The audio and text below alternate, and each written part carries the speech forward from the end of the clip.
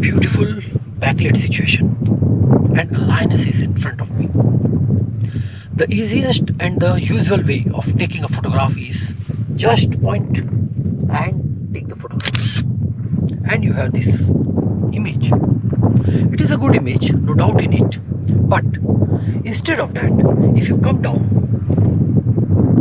a level below and then take a photograph, let me use this LCD screen and then take a photograph. This is the result. Compare between these two images and appreciate the fact that once you bend down little bit, how huge difference it makes to the final outcome.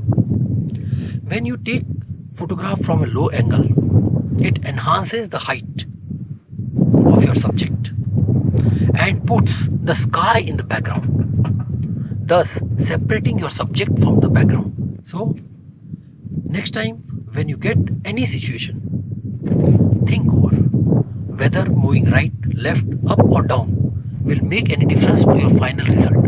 Next time with more tip. Till then, keep exploring.